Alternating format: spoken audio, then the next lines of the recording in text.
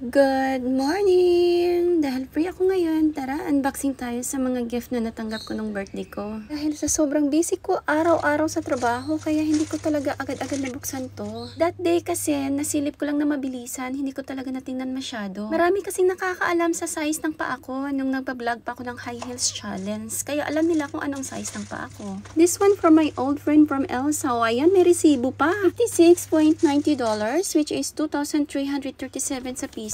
Na-deliver niya lang kasi dito sa bahay from Charles & Kit. Ganun kasi ang mga Charles & Kit pag mag-deliver with receipt. Buksan na natin ang pangalawa. Galing pala to kay John. Wow, ang ganda ng bag. My favorite white color. Kaya pala nagtatanong siya kung may white bag color ba ako dito. Sabi ko naman, may guess ako dito pero hindi ko masyadong ginamit. Pina-deliver niya lang din to sa bahay ko kasi sobrang busy. Ayan, may resibo na naman ako nakikita. 80.99. So, about 3,320 sa piso. Medyo nagustuhan ko to kasi may dalawang handle siya. Pwede mo siyang i-sling bag. Pwede mo din siyang i-hand carry or shoulder bag. Alam na alam talaga nila kung anong gusto ko. Kaya alam, puro Charles & Kit ang natanggap ko. At meron pa akong coming na naman na Charles & Kit. May nagme-message na naman sa akin si Joanne.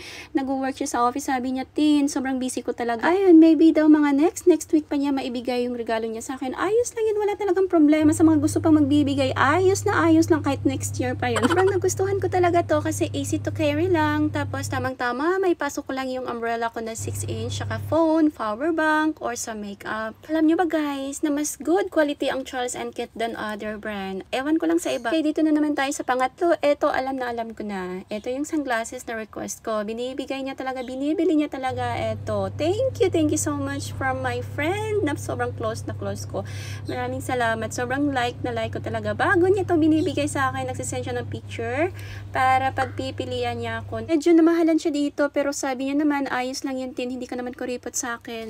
Ay, hindi ko na pala ito makalimutan. Last week ko pa kasi ito natanggap. Advance gift niya sa akin kay Ate Gla. Thank you po, Ate po. Ang maraming salamat po. Ang ganda-gandang mula din sa Charles & Kit. Alam na alam talaga nila yung favorite na brand ko. And yesterday, galing ako ng Charles & Kit. Nag-check, nagtitingin. Ayun. Pero may binili din ako. Pero hindi ko isali sa pag-unbox kasi sarili ko yun. Ito naman tayo sa next. Ito ay for my employer. And galing to ng Japan. Kasi galing siya ng Japan. Ito yung binigay niya sa akin. At ngayon ko lang nabuksan. Ayun, may cream siya at ano pa to, hindi ko pa na-try.